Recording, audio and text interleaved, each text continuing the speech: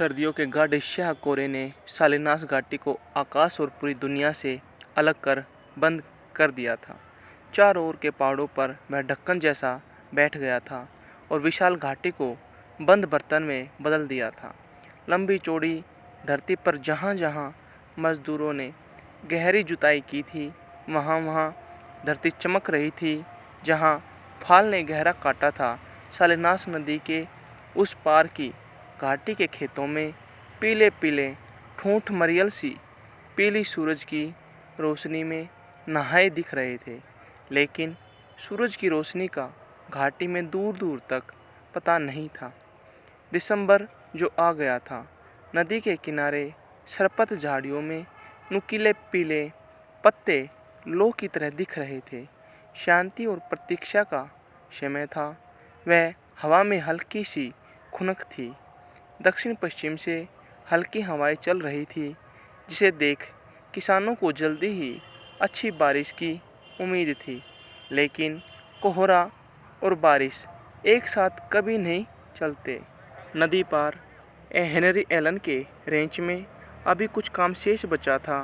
फसल कट कर रखी जा चुकी थी और फलों के बाग में जुताई कर दी गई थी, ताकि बारिश आने पर मिट्टी गहराई से तर हो जाए। उधर पलानों में जानवरों की चमड़ी खुरदरी हो रही थी और उनकी देह के रोए झर रहे थे।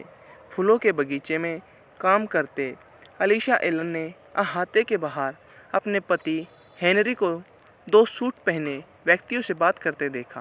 तीनों व्यक्ति ट्रैक्टर की शेड के नीचे खड़े हो फोर्सन पर एक एक पैर रखे बतिया रहे थे।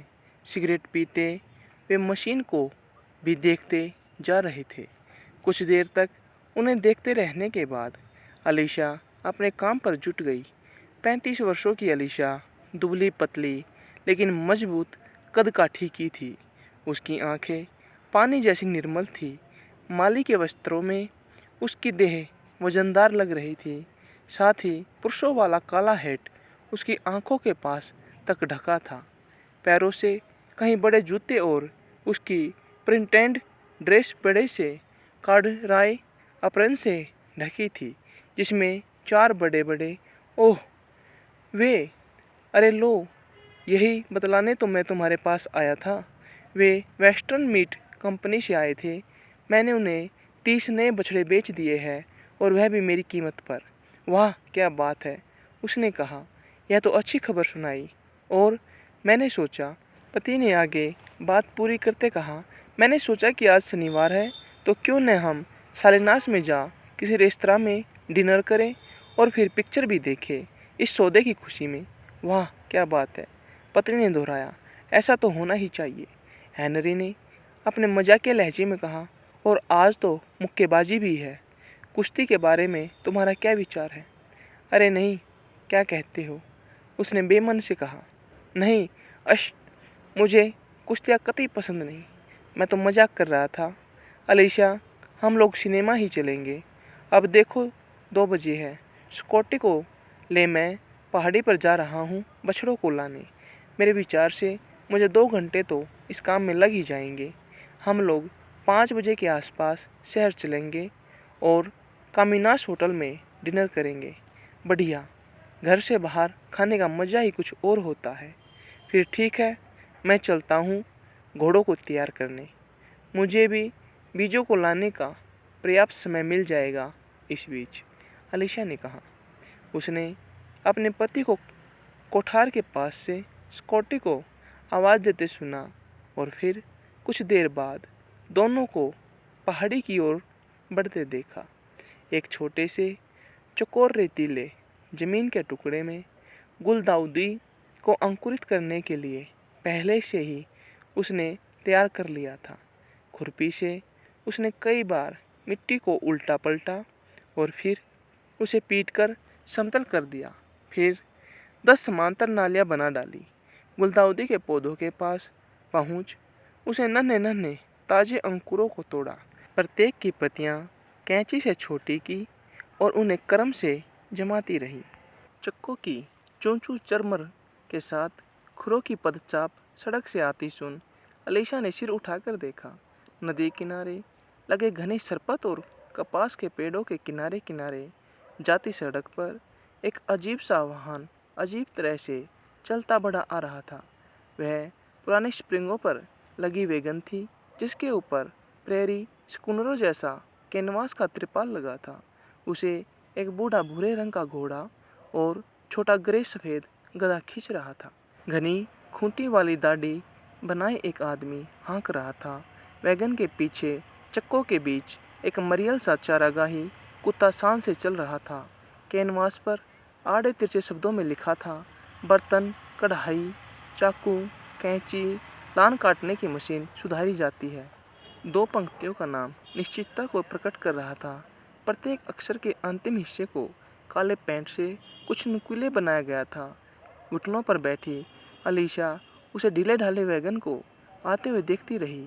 वैगन सड़क पर सीधे आगे न बढ़ उसके खेत की सड़क पर मुड़ उसके घर की ओर चरमराता आने लगा। तत्काल रेंज के रक्षक कुत्ते वैगन की ओर लपके और तनी पूंछों के साथ राजदूतों के सम्मान भाव से वैगन की परिक्रमा करते उसे सूंघने लगे। कारवां अलीशा की बाड़ी के पास आकर रुक गया। नया आने वाला कुत्ता अपने को अकेले पा अपनी पूंछ दबा खींचे दिखाता वैगन के नीचे दुबक गया। वैगन पर बैठे व्यक्ति ने जोर से कहा, लड़ाई के मामले में यह कुत्ता पर्याप्त डरपोक है। अलीशा ने उत्तर में हंसते हुए कहा, यह तो मैं देख ही रही हूँ। इसे लड़ाई के लिए तैयार होने में कितना समय लगता है। आदमी ने उसकी हंसी में अपनी हंसी मिलाते कहा, कभी कभी तो हफ्तों लग जाते हैं। और अपना वाक्य पूरा कर चक्के पर पैर रख उतर आया। घोड़ा और गधा बिना पानी मुरझाए फूलों जैसे हो गए। अलीशा ने पाया कि वह खासा लंबा चौड़ा आदमी है। हालांकि उसके सिर और दाढ़ी के बालों में सफ़ेदी की झलक थी, लेकिन वह बूढ़ा दिखता नहीं था। उसका झुर्रियों वाला काला सूट ग्रीस के दागों से भरा था। उसके चेहरे और आँखों से हंसी रुकते ही गायब हो गई थी। उसकी काली आँखों में गंभीरता थी, जो जोड़ी हाँकने वालों और जहाज़ियों में प्राय देखी जाती है। कांटेदार बाड़ पर टिके हाथों में दरार थी और प्रत्येक दरार काली। उसने अपना टूटा फूटा हैट सिर से उतारा। मैडम, मैं अपनी परिचित रोड से भटक गया हूँ। क्या यह धूल भरी सड़क नदी पार लॉस एंजल्स हाईवे से मिलती है? अलीशा ने खड़े हो बड़ी कैंची को अप्रैन के पॉकेट में रखा। हाँ, मिलती तो है, लेकिन वह लंबे घेरे के बाद नदी को पार करती है। मेरे विचार से तुम्हारी टीम रेत में चल नहीं पाएगी। उसने कुछ कड़वाहट के साथ उत्तर दिया। आपको अच्छा खासा आश्चर्य होगा कि ये जानवर कहाँ कहाँ से नहीं निकल चुके हैं। तब ठीक है, आगे बढ़ लो फुर्ती से। अलीशा ने फटाक से उत्तर दिया। उसने प्रश्न के व्यंग को अनदेखा करते कहा था, हाँ, लेकिन तभी जब वे चलना शुरू कर दे। मैं उन्हें फूलदान में दे दूंगी और तुम उन्हें अपने साथ लेते जाना। आओ आओ, भीतर आ जाओ। जब आदमी छोटे फाटक को खोल भीतर आ रहा था, अलीशा तेजी से दौड़कर घर के अंदर चली गई और वहाँ से एक लाल फूलदान उठा लाई। दस्ताने पहनने की उसे याद तक नहीं रही। वहीं जमीन पर घुटनों के बल बैठ उसने उंगलियों से मिट्टी निकाल चमकते नए फूलदान में डालना शुरू कर दिया। उसे भरने के बाद उसने छोटे छोटे अंकुराई शाखों के ढेर से, जिसे उसने मेहनत से बनाया था, कुछ शाखा निकाल फूलदान में अच्छी तरह गाड़ मिट्टी को जोर से मुट्ठी बांध दिया। आदमी उसके पीछे खड़ा उसे काम करते देखे जा रहा था। उसकी ओर बिना देखे उसने कहा, मैं तुम्हें विस्तार से समझा रही हूँ, याद रखना, ताकि तुम उस महिला को समझा सको। अवश्य मैं याद रखूँगा। हाँ, तो समझ लो, 1 माह में इनमें जड़ें आ जाती है। तब 1-1 फुट दूर अच्छी काली मिट्टी में इन्हें लगाना होगा। समझ में आया न? कहते उसने अच्छी काली मिट्टी एक मुट्ठी में भर उसे दिखाते हुए कहा, ये बहुत जल्दी बढ़ेंगे और लंबे होंगे। अब यह बात विशेष तौर पर याद रखना, उनसे जुलाई में इसकी कटाई छटाई के लिए कह देना। करीब ज़मीन से 8 इंच ऊपर। फूलने के पहले? आदमी ने पूछा। हाँ, फूलने के पहले या बोराने के पहले? अलीशा का चेहरा उत्साह से तन गया था। ये तेज़ी से उगेंगे। सितंबर के अंत तक कली निकलना शुरू हो जाएगी। अचानक परेशान हो, वो कहते कहते रुक गई थी। कली निकलते समय ही सबसे अधिक सावधानी रखनी पड़ती है। फिर कुछ पल रुक हिचकते हुए कहा, मेरी समझ में नहीं आ रहा है, मैं तुमसे कैसे कहूँ। फिर उसकी आंखों की गहराई में झांकते हुए कहा। इस बीच उसका अपना मुंह कुछ खुल गया था और वह अपनी आवाज़ को सुनने समझने की चेष्टा करती लग रही थी। मैं तुम्हें समझाने की कोशिश करती हूँ, उसने कहा। क्या तुमने कभी उगाने वाले हाथों के बारे में सुना है कि नहीं? मैडम, मैं कह नहीं सकता। ऐसा है, मैं तो तुम्हें केवल इतना बतला सकती हूँ कि उस समय कैसा अनुभव होता है जब उन कलियों को तोड़ने को हम तैयार होते हैं जिन्हें हम नहीं जानते। तब सब कुछ तुम्हारी उंगलियों के छोर पर उतर आता है। अपनी उंगलियों को काम करते देखते रहते हैं बस।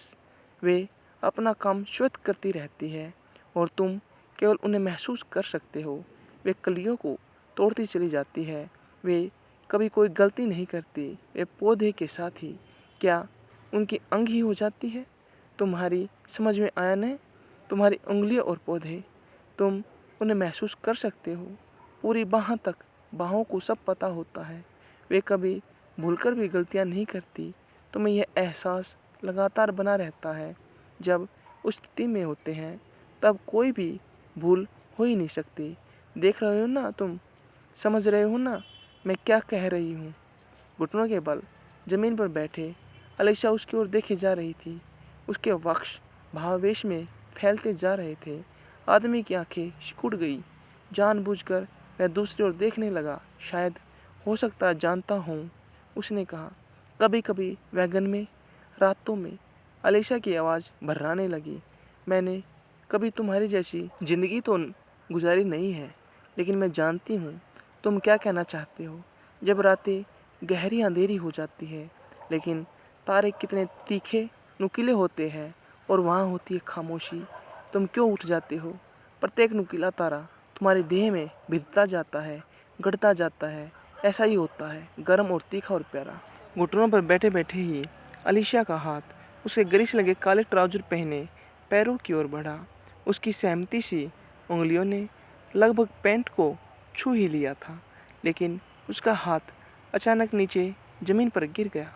दुम हिलाते, चापलूसी करते कुत्ते की तरह वो पूरी तरह घुटनों के बल धरती पर लेट सी गई। आदमी ने धीरे से कहा, होता तो सुंदर है, ठीक वैसा ही जैसा आप कह रही है, लेकिन जब आपने खाना नहीं खाया होता है तब नहीं। सुनते ही अलीशा शर्म से लाल चेहरा लिए खड़ी हो गई थी। हाथों में लिए फूलदान को उसने हाथ बढ़ाकर उसकी बाहों में हौले से रखते हुए कहा, लो, इसे अपने वैगन में रख लो, लेकिन सीट पर रखना ताकि इसे देखते रह सको। देखती हूँ शायद तुम्हारे लायक काम मेरे पास कुछ हो। घर के पिछवाड़े पड़े कबाड़ में से उसने बर्तनों को उलट पलट कर 2 पुरानी एल्युमिनियम की कढ़ाइयाँ निकाली और उन्हें लाकर उसे देते हुए कहा, लो, हो सकता है तुम इन्हें सुधार सको। आदमी का व्यवहार परिवर्तित हो पूरी तरह व्यावसायिक हो गया। बस मुझे सुधारने दे, बिल्कुल नई जैसी हो जाएगी ये, कह उसने वैगन के पीछे अपनी छोटी निगाही जमाई और तेल से चिकने टूल बॉक्स से एक छोटी मशीन हथौड़ी निकाली। अलीशा उसे काम करते देखने के लिए गेट से बाहर निकल आई और वह ठोक पीट कर कढ़ाइयों को सुधारने में जुट गया। उसके चेहरे पर निश्चितता और आत्मविश्वास झलकने लगा था। बस एक कठिन काम को अंजाम देते उसने अपना निचला होंठ भर जरा सा दबा लिया था। वैगन में तुम्हें अच्छी नींद आ जाती है? अलीशा ने पूछा। जी मैडम, फर्स्ट क्लास नींद आती है। बारिश हो या धूप, मैं वहाँ गाय जैसा आराम से रहता हूँ। वहाँ अच्छा लगता होगा, अलीशा ने लंबी सांस ले कहा। मज़ा भी आता होगा। काश हम औरतें भी ऐसा कुछ कर सकती। एक स्त्री के लिए वह उचित जीवन नहीं है मैडम। सुनते ही अलीशा का ऊपरी होठ कुछ ऊपर उठा जिससे उसके दांत दिखने लगे। तुम्हें यह कैसे पता? भला तुम यह कैसे कह सकते हो? उसने विरोध प्रकट करते कहा। यह मैं नहीं जानता मैडम। उसने अपनी बात स्पष्ट की। स्वाभाविक है, मेरा कोई अनुभव इस संबंध में नहीं है। हाँ मैडम, ये रहे आपके बर्तन। फिलहाल आपको नया खरीदने की ज़रूरत नहीं। कितना हुआ? ओह, 50 सेंट पर्याप्त है। मैं दाम कम और अच्छा काम करने में विश्वास करता हूँ। इसी तरह मैं अपने ग्राहकों को पूरे हाईवे में संतुष्ट रख पाता हूँ। अलीशा ने घर से लाकर उसके हाथ पर 50 सेंट का सिक्का डालते हुए कहा, तुम्हारा कोई प्रतिद्वंदी आ जाए तो चकित मत होना। मैं कैंचियों को धार देना जानती हूँ और छोटे बर्तनों के पिच के उठे भागों को ठीक करना भी। मैं तुम्हें दिखला सकती हूँ कि एक स्त्री क्या कर सकती है। आदमी ने अपना हथौड़ा तील्हा बॉक्स में रखा और छोटी निगाही को उठाकर रखने के बाद कहा, एक स्त्री के लिए वह बहुत एकाकी जीवन होगा मैडम, और साथ ही भयानक भी। रात में वैगन के नीचे पता नहीं कौन कौन से जानवर आते हैं, आप नहीं जानती। अपनी बात पूरी कर चक्के की धुरी पर अपना पैर रख। उसने अपने को स्थिर खड़ा किया और गधे के पिछवाड़े अपनी सीट पर बैठ रास थाम ली। आपकी दया के लिए धन्यवाद मैडम, उसने कहा। मैं वैसा ही करूँगा जैसा आपने कहा है। मैं वापस लौटकर सलीना सड़क को ही पकड़ूंगा। ध्यान रहे, अलीशा ने जोर से कहा। यदि तुम्हें वहाँ पहुँचने में देर हो जाए तो मिट्टी को गीली करना मत भूलना। मिट्टी? मैडम मिट्टी?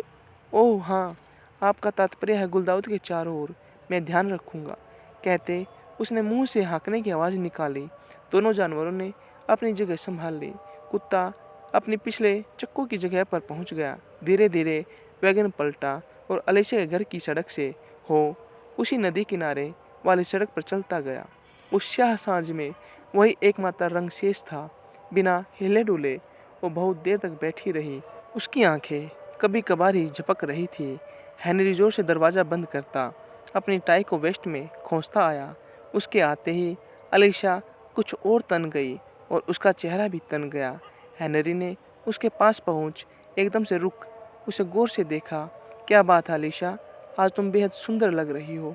सुंदर? तुम्हारे अनुसार मैं सुंदर दिख रही हूँ? सुंदर से तुम्हारा क्या तात्पर्य है? हेनरी ने हतप्रभ हो कहा। मैं नहीं जानता मेरा तात्पर्य क्या है। तुम आज कुछ बदली बदली सी लग रही हो, प्रसन्न और समर्थ। मैं समर्थ हूँ? हाँ समर्थ। समर्थ से तुम्हारा क्या तात्पर्य है? हेनरी हक्का बक्का सा उसे देखता रहा। तुम कोई खेल खेल रही हो? उसने ऐसा हो कहा। यह खेल है? शायद तुम इतनी समर्थ लग रही हो कि आसानी से घुटनों पर रख बछड़े को तोड़ सकती हो और उसे तरबूज की तरह प्रसन्नता से खा भी सकती हो। एक पल को अलीशा को कठोरता गायब हो गई। हेनरी, मुझसे इस तरह की बात तो कम से कम मत ही करो। तुम्हें पता ही नहीं है कि तुमने अभी अभी कहा क्या है। कहते कहते वो अपने रूम में वापस आ गई। मैं सामर्थ्यवान हूँ, उसने गर्व से कहा। मुझे कभी कभी पता ही नहीं चला कि मुझ में कितनी सामर्थ्य है। हेनरी ने ट्रैक्टर शेड की ओर नज़र घुमाई और जब उसकी नज़रें उस पर वापस लौटी तो वे उसकी सामान्य आंखें थी। मैं कार निकालने जाता हूँ, तुम कोट पहन लो जब तक मैं उसे स्टार्ट करता हूँ। अलीशा भीतर चली गई। उसने कार को गेट से बाहर जाते और फिर मोटर के बंद होने की आवाज़ सुनी। उसके बाद उसने अपना हैट रखने में पर्याप्त समय लिया। उसे कई प्रकार से रखा, दबाया। जब हेनरी ने मोटर बंद कर दी तब उसने कोट पहना और बाहर निकली। छोटी रोडस्टर धूल भरी सड़क पर कूदती, पक्षियों को उड़ाती और खरगोशों को झाड़ियों में जाने को विवश करती बढ़ती जा रही थी। तो सार जोर से पंख फड़फड़ाते पिल्लो पेड़ के ऊपर से नदी किनारे उतर गए। सड़क के छोर पर उसने एक बड़ा सा धब्बा देखा और उसे जानती थी। उसने उसे न देखने की भरसक कोशिश की, लेकिन उसकी आंखों ने उसकी आज्ञा नहीं मानी। उसने स्वयं से फुसफुसाकर कहा, उसने जरूर उन्हें सड़क पर यहीं फेंक दिया होगा। अधिक परेशानी तो नहीं होनी थी, कुछ खास नहीं, लेकिन